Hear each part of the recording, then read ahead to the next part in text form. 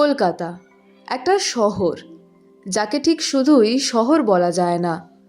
কলকাতা একটা অনুভূতি, একটা মানসিক অবস্থা। আর এই শহরের সবচেয়ে গভীর অনুভূতিগুলোর একটা জুড়ে আছে বইয়ের সঙ্গে। শীতের নরম রোদ, হালকা কুয়াশা আর মানুষের ভিড়ের মাঝেও এক অদ্ভুত শান্তি। এই সব কিছুর মিলনেই প্রতি বছর ফিরে আসে ইন্টারন্যাশনাল কলকাতা বুক ফেয়ার। জানুয়ারি এলেই মনে হয় শহরটা একটু ধীরে কথা বলতে শুরু করেছে, একটু বেশি ভাবতে শিখেছে। কলকাতা বুক ফেয়ার মানে শুধু বই কেনা নয়, এটা একটা সময় যখন মানুষ নিজের জন্য সময় বের করে। ব্যস্ততার মাঝেও কেউ থেমে দাঁড়ায়, বইয়ের পাতা উল্টে দেখে, কয়েক লাইনে ডুবে যায়। নতুন বইয়ের গন্ধে মিশে থাকে পুরনো স্মৃতির রেশ। অনেকের কাছে এই মেলা মানে শৈশব, বাবা মায়ের হাত ধরে প্রথম বই মেলায় আসা, প্রথম নিজের পছন্দের বই কেনা, প্রথম প্রিয় লেখকের অটোগ্রাফ নেওয়া। 1976 সালে শুরু হওয়া এই বইমেলা আজ শুধু কলকাতার নয়, গোটা বিশ্বের কাছে পরিচিত। এত বছর ধরে এই মেলা টিকে আছে কারণ এখানে বইয়ের সঙ্গে মানুষের সম্পর্কটা খুব সৎ ও খুব গভীর। এখানে বই মানে শুধু পড়াশোনা নয়, বই মানে ভাবনা, বই মানে প্রশ্ন, বই মানে নিজের অস্তিত্ব নিয়ে ভাবা। এই মেলায় এসে মানুষ বুঝতে পারে বই এখনো আমাদের জীবন বদলাতে পারে। এই মেলার সঙ্গে ইন্টারন্যাশনাল শব্দটা খুব স্বাভাবিকভাবেই জুড়ে আছে। প্রতি বছর আলাদা আলাদা দেশ তাদের সাহিত্য আর সংস্কৃতি নিয়ে হাজির হয় এখানে। বিদেশি প্যাভিলিয়নে ঢুকলে দেখা যায় ভিন্ন ভাষা, ভিন্ন অক্ষর, ভিন্ন গল্প।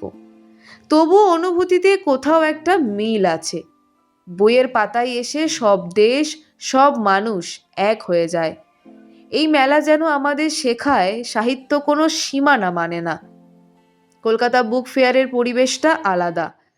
বিশাল প্যাভিলিয়ন, আলো ছায়ার খেলা, চারপাশে বইয়ের তাক আর মানুষের চলাচল। কেউ ধীরে ধীরে বইয়ের নাম পড়ছে, কেউ আবার অনেকক্ষণ দাঁড়িয়ে শুধু একটা বই হাতে নিয়ে ভাবছে কিনবে কিনা। এই ভাবার মধ্যেও একটা আনন্দ আছে, কারণ এখানে বই কেনা তাড়াহুড়োর বিষয় নয়, এটা একটা অনুভবের বিষয়। এই মেলার প্রাণ হলো লেখক আর পাঠকের মিলন। এখানে লেখক কোনো দূরের মানুষ নন, একই মঞ্চে বসে তিনি নিজের লেখার গল্প বলেন, নিজের ভাবনার কথা ভাগ করে নেন। পাঠকও প্রশ্ন করে, মত দেয়, কখনো দ্বিমত পোষণও করে। এই খোলামেলা কথোপকথনই কলকাতা বুক ফেয়ারকে আলাদা করে তোলে। এখানে সাহিত্য জীবন্ত ও চলমান। অনেকে বলেন আজকের প্রজন্ম বই পড়ে না, কিন্তু কলকাতা বুক ফেয়ারে এলে সেই ধারণা ভেঙে যায়। ছোট ছোট বাচ্চাদের হাতে রঙিন গল্পের বই, চোখে বিস্ময় আর মুখে হাসি। এই দৃশ্যগুলো প্রমাণ করে বইয়ের ভবিষ্যৎ এখনো উজ্জ্বল। এই মেলাই তৈরি করে আগামী দিনের পাঠক, লেখক ও চিন্তাশীল মানুষ। কলকাতা বুক ফেয়ার মানে শুধু উপন্যাস বা কবিতা নয়, এখানে আছে ইতিহাস, সমাজ, রাজনীতি, বিজ্ঞান, দর্শন, নারীবাদ, আত্মপরিচয়ের প্রশ্ন। মানুষ এখানে এসে শুধু পড়ে না, বরং ভাবতে শেখে, নিজের মত গঠন করতে শেখে। এই কারণেই এই মেলা একটা বুদ্ধিবৃত্তিক পরিসর তৈরি করে, যেখানে প্রশ্ন করাটা স্বাভাবিক। ডিজিটাল যুগে দাঁড়িয়ে যখন সবকিছু স্ক্রিনে সীমাবদ্ধ, তখন বইয়ের পাতা উল্টে পড়া যেন একটা নীরব বিদ্রোহ। কলকাতা বুক ফেয়ার সেই বিদ্রোহের জায়গা। এটা মনে করিয়ে দেয় সব উত্তর দ্রুত পাওয়া যায় না, কিছু উত্তর ধীরে ধীরে খুঁজে নিতে হয়। বাঙালি আর বইয়ের সম্পর্ক খুব ব্যক্তিগত। কারোর কাছে বই আশ্রয়, কারো কাছে বন্ধু, কারো কাছে আবার নিজের সঙ্গে একান্ত সময় কাটানোর উপায়। এই মেলায় কেউ আসে বই কিনতে, কেউ আসে শুধু একটু শান্তি পেতে, কেউ আসে নিজের ভেতরের মানুষটার সঙ্গে দেখা করতে।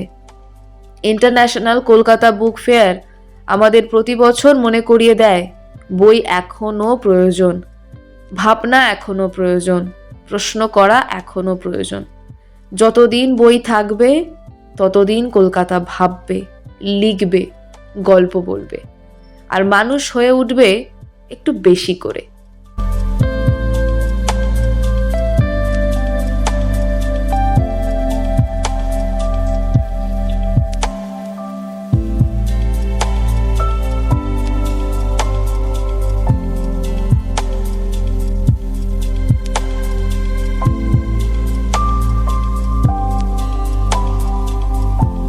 সখা সখী বলে আমরা আর মনে করি না, আমাদের মনের মধ্যে এই বিষটা ঢুকিয়ে দেওয়া হয়েছে।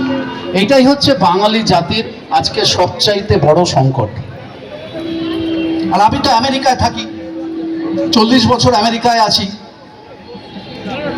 আমি আপনাদের চ্যালেঞ্জ করে বলতে পারি যে আমি 1 ঘন্টা এখানে কথা বলে যাব, বলবো না, বর্ণালী রাগ করবে, অত সময় নেই, কিন্তু আমি যদি 1 ঘন্টা এখানে কথা বলি বাংলায়, আমি একটাও ইংরেজি শব্দ ব্যবহার করব না। এবার আমি আপনাদেরকে চ্যালেঞ্জ করে বলছি যে আপনাদের ছেলে মেয়েদেরকে সেইটা বোঝানোর চেষ্টা করুন যে তোমরা ইংরেজি শিখছো, শেখো, খুব ভালো, ইংরেজি শিখতেই হবে। আমি তো ইংরেজি শেখাই, আমার ইউটিউব চ্যানেলে আমি ফ্রিতে 70-80টা ইংরেজি ক্লাস আমি সেভ করে রেখে দিয়েছি, গেলেই দেখতে পাবেন। পার্থ ব্যানার্জি ইংলিশ ক্লাস বলে খুঁজলেই পেয়ে যাবেন। ইংরেজি শিখতেই হবে, আন্তর্জাতিক ভাষা, লেখাপড়ার দিক থেকে, চাকরি বাকরির দিক থেকে, সব জায়গাতে ইংরেজি দরকার, ইংরেজি শিখতেই হবে। কিন্তু বাংলা শিখে তারপরে আমরা ইংরেজি শিখবো, কারণ বাংলা আমাদের মাতৃভাষা। মাতৃভাষাকে বাদ দিয়ে অন্য কোনো ভাষা আমরা কেন শিখবো? আগে বাংলা শিখবো, তারপরে অন্য ভাষা শিখবো।